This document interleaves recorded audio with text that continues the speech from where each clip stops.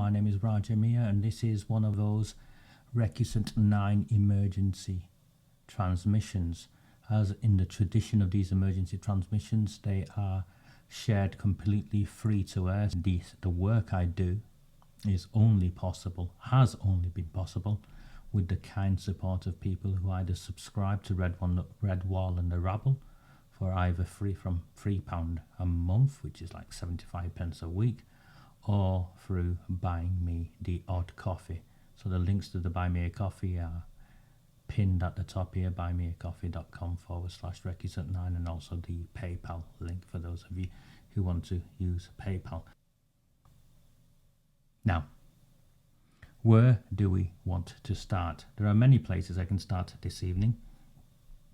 I think the best place, the easiest place, is to start where we left off on Sunday night's transmission.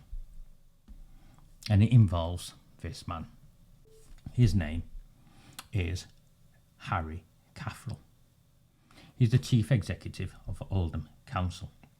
Now, the issue with Harry CATHERALL is that he was brought in on a temporary basis and given a temporary contract, interim basis, interim chief executive, and then slid into a permanent role.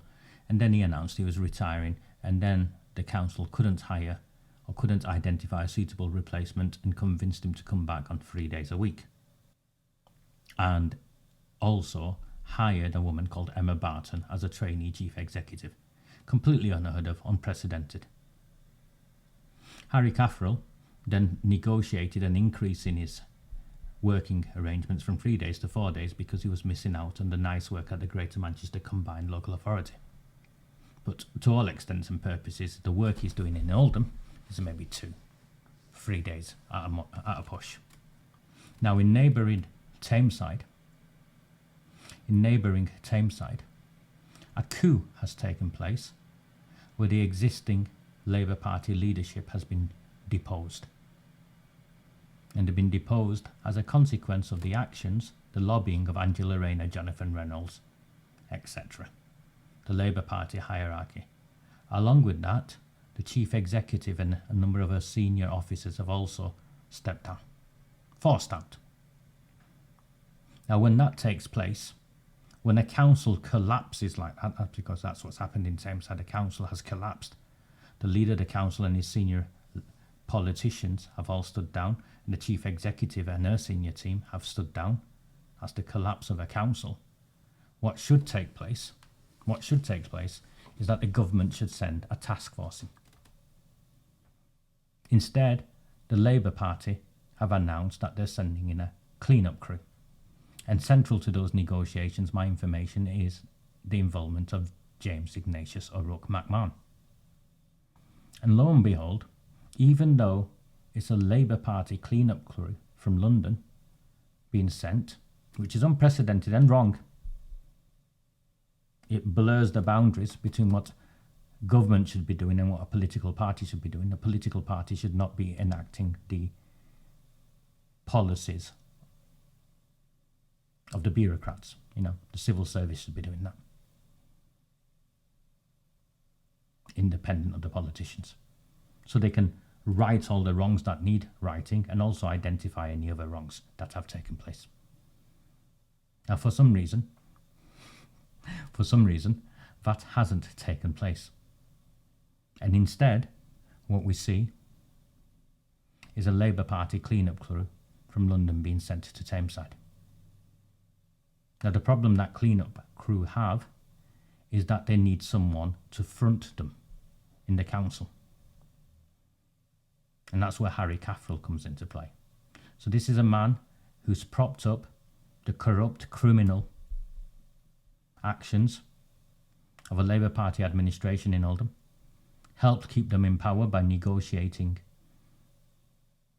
some sort of backroom deal with Mark Hinds and Brian Hoban, even though the people of the town, of the borough, voted them out and reduced the majority to 27 seats when they needed 30. Even though that's happened, CATHERALL, clearly in his interests. And now he has been headhunted, for want of a better word, even though he's only part-time, even though Oldham has a series of serious issues here, to go and be seconded to Tameside. Now, I know that the people I know in Tameside, and I live in Tameside, we don't want him here. We don't want a chief executive involved in the cover-up of the grooming and gang rape of little white girls to move into another local authority that has serious child safeguarding issues. Because we do not believe he is going in to fix what's wrong. We believe he is going in to cover up the wrongdoing that has taken place. Is that an unreasonable conclusion to reach? I don't think so. The problem with what's taken place is there's been no due process at all followed. So the 3-day-a-week Harry CATHERALL has been reported in the Andy Burnham-friendly Labour Party supporting Manchester Evening News has been seconded to Tameside. Oldham Council have issued a press release of some form, an update, a newsletter, where they've also made reference to CATHERALL going across to Tameside. And they can't do this because CATHERALL cannot decide he's going over to Tameside, because the policy officers, CATHERALL and his team, in a democracy, they don't decide what happens. The elected councillors set the parameters of what happens and gives the direction, and he needs approval. Now, there's a meeting being called, an appointments committee meeting being called on Monday the 21st. And the date's important, Monday the 21st, where I expect this will be rubber stamped and a report produced. And for due process to take place, that report then has got to go to full council to be approved, because it was full council that approved his appointment in the first place. And that next full council meeting isn't until the 6th of November. Concerned by what they're reading in the press, the Oldham Conservatives, led by Councillor Lewis Quigg, wrote to the Mayor of Oldham Council, Zahid Chauhan, to call an extraordinary council meeting. And to call an extraordinary council meeting, you need 5 people to support you. Lewis got those 5 people, all Conservatives. I know conversations have also taken place with the Liberal Democrats and even the Oldham group, the genuine Fails of Independence and the Royton Independents, and they're all supportive of an emergency meeting. And that purpose of that emergency meeting is to bring Harry CATHERALL into the meeting and have him answer a series of questions. And those questions are, on what basis are you going to Tameside Council? Who is going to cover for you here, bearing in mind you're already part-time, and bearing in mind that the deputy you've had, Emma Barton, the trainee chief executive, has been, let's just say, away from a desk for a number of months. And your other assistant, Shelley Kipling, has been exposed for her role in working with a convicted heroin dealer and promoting him as a community ambassador. And for those of you new to me, everything I say is true and fact-checked and validated, which is why Greater Manchester Police and Oldham Council have all attempted and failed to have me prosecuted. And then after Harry CATHERALL's explanation, where the elected councillors, our representatives, asked questions of him on a number of issues, hopefully including his role in Star Academies, that's the Tahidul Muslim schools, for those of you who want to know what the name was before they hid the Muslim name, Star Academies, and his role in Star Academies, sits on the board by the way, and under what basis, why that was not declared, why he didn't, what's the term, recuse himself, as in distance himself from all of the public discussions, negotiations, because it seems as though our council, your council, is about to hand over tens of millions of pounds of land to a private Muslim school specialist on the historical Tommyfield site. But put that to one side, he still has to explain how Oldham is going to run when a part-time chief executive becomes even more part-time and splits its part-time between two local authorities, of which one is in crisis. Tameside. Once again, people of Tameside, I'm surprised at you. I would not have this man come in, and I would be objecting. And your councillors should be objecting. Because our experience of Harry CATHERALL is that he is not the sort of chief executive you would want.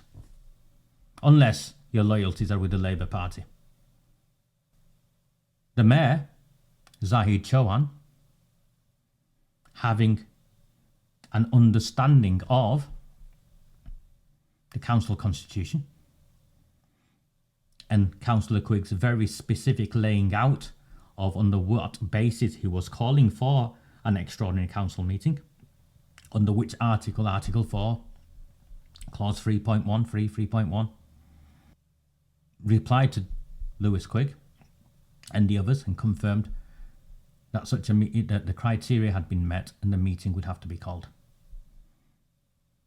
Enter Alexander Bogatov, the interim Borough Solicitor. Previous to becoming the interim Borough Solicitor, he was the interim Assistant Borough Solicitor. The term interim to me suggests repeatedly that there has been no external recruitment process, as is the norm on senior positions such as this. My understanding of Alexander Bogatov is that he is a personal appointment of Harry CATHERALL, the Chief Executive. So there's a clear connection between the two of them there. Bogatov did not apply for the job from seeing the Guardian website or something like that, or some recruitment company. He was not interviewed through a transparent process. And I say this to my friends in Oldham. This is the position of the Borough Solicitor, one of the most senior positions in this town. Is it right to have such a backdoor appointment? Now, I have personal issues with Alexander Bogatov. Alexander Bogatov unlawfully, illegally attempted to interfere in my election campaign and try and take out an injunction against me from criticising Jim McMahon, who was the MP. Jim McMahon has got nothing to do with Oldham Council. Bogatov spent tens of thousands of pounds of Oldham taxpayers' money attempting to trying and failing to take out an injunction against me. So Bogatov has form on unlawful behaviour. And it is my belief that that is one of the reasons why Bogatov has been promoted in the way he has. Because he's the Borough Solicitor that does what needs to be done to protect CATHERALL, Arud Shah and the Labour Party. Bogatov,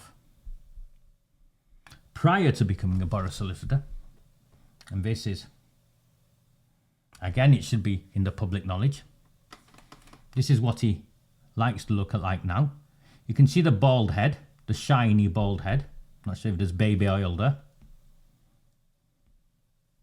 This is a picture of him in his younger days. Bogatov claims he was a model. I am a law graduate barrister on a career break. I am therefore articulate and presentable and enjoy communicating.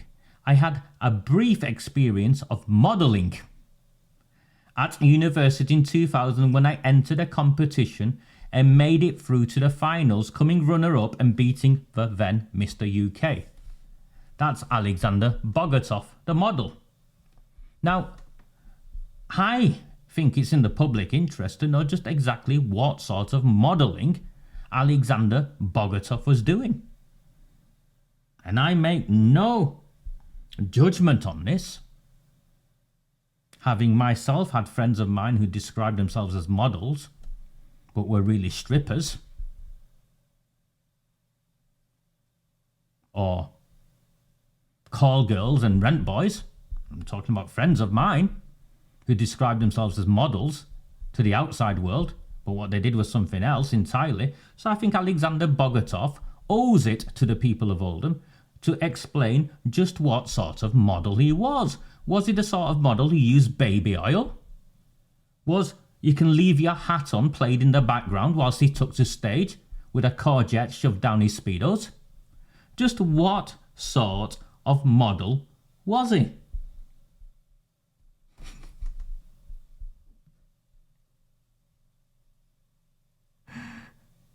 I don't know. But this is your interim borough solicitor, whose digital footprint, and those are his own words, and that's his picture I'm staring at. This one. He describes himself as a model who once beat Mr. UK. Is this a sort of man you want as your borough solicitor? I think it brings an entirely new meaning to the word solicit. He owes the people of this town an explanation, and in fact Harry CATHERALL does. Who's going to take him seriously? Now I know I'm mocking him, and I'm going to enjoy mocking him. Bogatov, by the time I'm finished, the entire town is going to want to know what sort of modelling you did, whether baby oil was involved, what sort of music was played in the background, and whether courgettes were shoved down your speedos.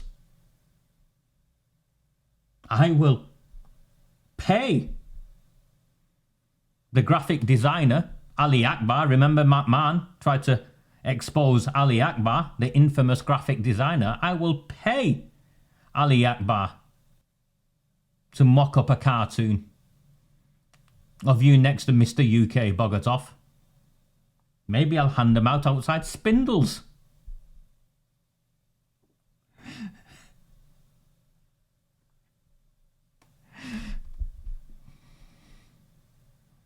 No. Of course it's wrong. Of course, this man should not have been appointed on an interim basis into the position of borough solicitor, especially when, and I'm no fan of his, but he served Oldham in the way he saw fit. Right. Paul Entwistle. And I'm no fan of his, but Paul Entwistle gave sufficient notice. I think it was the best part of a year.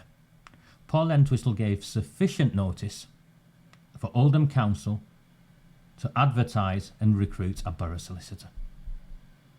Instead, we've got a part-time model who is now blowing your money. He's already blown thousands, attempting to take an injunction out against me, unlawfully, illegally. And now, in unprecedented scenes in this town, my information is Alexander Bogatov, the interim borough solicitor, has been reported to Greater Manchester Police for misconduct in public office. I have seen the correspondence to the highest police officer in the town. I have seen the exchanges where Bogatov digs himself a hole, and I am in no doubt whatsoever that what has taken place is misconduct in public office. And for those of you who are curious, misconduct in public office involves a serious abuse of the powers or responsibilities of public office. And if it is a solicitor, it's also a breach of duty. If the solicitor has a specific duty to uphold the council constitution and fails to do so, this could be considered a breach of duty. And that is what has clearly taken place. And I will explain to you what has clearly taken place. The mayor instructs Bogatov to call the meeting as Lewis Quigg has met the criteria. Bogatov then decides to get creative with the meeting he calls and claims the motion, because the meeting has to be called with a motion, it's in the constitution, the motion that Lewis Quigg has decided on cannot be used because it asks for the removal of the chief executive, and that is beyond the power of the council. The problem for Bogatov is that Lewis Quigg's motion does no such thing as ask for the removal of the chief executive. It asks for a vote of confidence on the chief executive after he has explained himself, and all of the councillors can decide as to whether they think he has the capability to go to part-time to Tameside and still work part-time in Oldham. And what should happen is that vote of confidence then should inform the decision of Arud Shah and the cabinet, or whoever who signs off or doesn't sign off. That is not looking for the removal of the chief executive, and a law graduate and barrister should have a grasp of English, a sufficient grasp of English to know that. Maybe he had his sunglasses on at the time, and I don't know, the baby oil had gotten on the screen and you couldn't read. So Bogatov is wrong in his interpretation, but he doesn't stop digging there. He continues with his deceit, which is why this is a breach of duty and misconduct in public office, and why it is unbelievable, it genuinely is unbelievable, that the Borough Solicitor has been reported to the police by an opposition councillor. Unprecedented. Because what he then does is thinks he's clever. Now, you know these people who think they're clever? What they need to accept, and I keep saying this, is that just because you're clever doesn't make the rest of us thick. What Bogatov then does is change what the meeting is about. Remember, it was Lewis Quigg who called a meeting with four of his colleagues, there were 5 of them, approved by the mayor. And when he called that meeting, when he submitted a meeting, he put down what he wanted to talk about, what the motion was. Bogatov, who's a council officer, changes that and makes reference to a report. The problem is, the report he makes reference to is the report that will, the draft report that will come out of Monday's meeting of the committee around appointments. Why would Lewis Quigg call for an emergency meeting to discuss the findings of a meeting that hasn't yet taken place? He wouldn't. It doesn't make sense. And Councillor Quigg has been very clear. He's not done that. And he cannot do that. And what Bogatov is doing is unconstitutional, unlawful, illegal. And Bogatov has not been backed by the mayor. Arud Shah knows better and has not said anything. And Bogatov will now be investigated by Greater Manchester Police for misconduct in public office.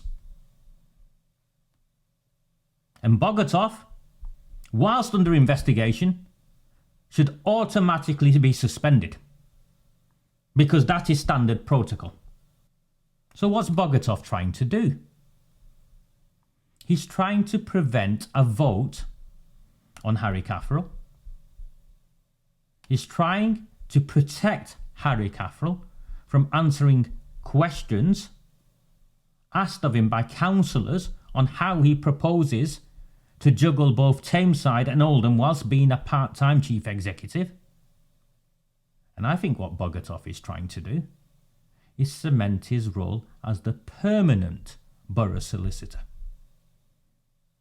Remember, it was Harry CATHERALL who appointed him first on an interim basis. And indeed, Louise, and this is the problem for Greater Manchester Police, an increasing number of people across Greater Manchester think this of you.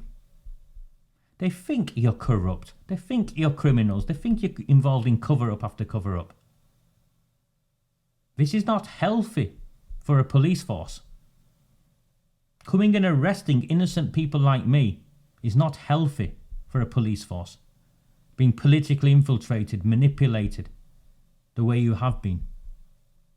But irrespective of what they do or don't do, Bogatov has now got to be suspended pending the outcome of an investigation.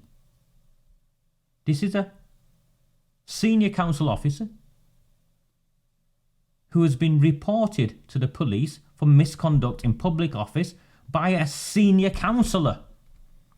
And the evidence is conclusive.